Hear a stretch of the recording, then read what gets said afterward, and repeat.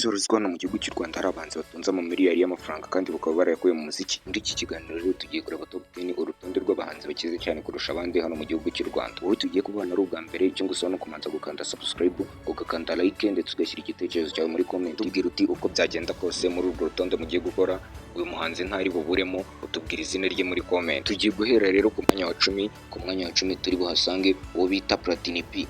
Uyu nguyu akaba azwi ku ndirimbo nyinshi zigiye zitandukanye nk'indirimbo bafitanye na Neri Ngabo yitwa Alavi. Uyu akaba ari umusore wahoze mu itsinda ryitwaga Dream Boys, ariko iyi Dream Boys ikaba yaraje gusenyuka. Platini akaba asigaye akora imiziki ku giti cyiwe. Uyu nguyu rero akaba afite asaga miliyoni 460 z'amafaranga y'u Rwanda. Mwanya wa 9 rero turasanga uwo bita Safi Madiba.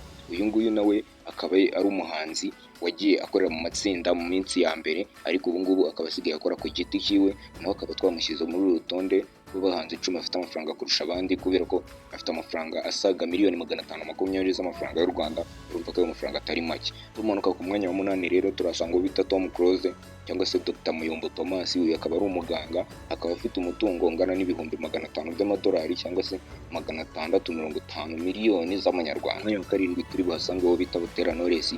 Butera Knowless akaba ari umugore w'uwo bita Kerema. Uyu Kerema akaba ari manager w'icyitwa Kina Music, akaba ari label ifasha abahanzi bagiye batandukanye, akaba ari niyo Platini P akoreramo. Uyu Butera Knowless rero akaba yarigezwe kuvugwa ku rukundo na Safi Madiba mu minsi ya kera.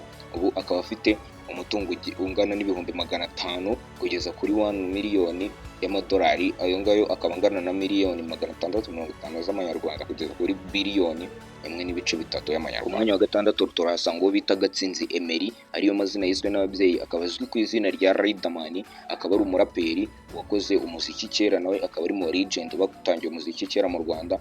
Akaba afite amafaranga asaga miliyoni 740 z'amafaranga y'u Rwanda. Tukaganuka ku mwanya wa 5 tukahasanga uwo bita Israel Mbonyi. Israel Mbonyi nawe akaba ari umuhanzi w'umuramyi uririmba gospel cyangwa se indirimbo zihimbaza Imana. Akaba ari mu bantu nawe bafite amafaranga benshi hano mu gihugu cy'u Rwanda. Akaba afite miliyoni 800 z'amafaranga y'u Rwanda. Ku mwanya wa 4, uwa 3, uwa 2 n'uwa mbere ndagira ngo mumbwire muri comment abahanzi basigaye mwaba muri gukeka kuri iyo myanya. Nuko dukomeze. Ku mwanya wa 4 turasanga uwo bita King James. Uyu akaba ari mu bahanzi bakize cyane kurusha abandi, ndetse akaba yarigeze no kuza ku mwanya wa mbere, ariko hakaba hari abandi bahanzi baje bakamwivuna bakamujya imbere. Ubu ngo tuvugana akaba ari ku mwanya wa 4. Akaba afite amafaranga asaga ibihumbi 700 kugeza kuri miliyoni 1.5 y'amadolari. Ayo akaba angana na miliyoni 900 kugeza kuri biliyoni 1.9 y'amanyarwanda. Ku mwanya wa 3 urakeka harinde. Ku mwanya wa 3 rero hari uwo bita Mugisha Benjamin cyangwa se The Ben. Uyu nguyu akaba amaze imyaka 13 mu muziki, akaba afite umutungo usaga ibihumbi 900 by'amadolari, akaba angana na miliyari 1.1 y'amanyarwanda. Ku mwanya wa 2 rero turasanga uwo bita Ngabo Medali cyangwa Meddy. N'uyu nawe akaba amaze imyaka 13 mu muziki, dore ko yaziye rimwe na Mugisha Benjamin. Nawe akaba afite miliyoni 1 y'amadolari ingana na miliyari 1.3 y'amafaranga y'u Rwanda. Uyu urumva ko nawe atoroshye, akaba ari umuhanzi uri mu bahanzi bakunzwe cyane. Afite indirimbo yarebwe na miliyoni 120 yitwa Slowly. Bikaba bivugwa ko ariyo ndirimbo ya mbere itari korabo muri East Africa ifite views nyinshi. Ese urakeka ku mwanya wa mbere turahasanga uwuhe muhanzi?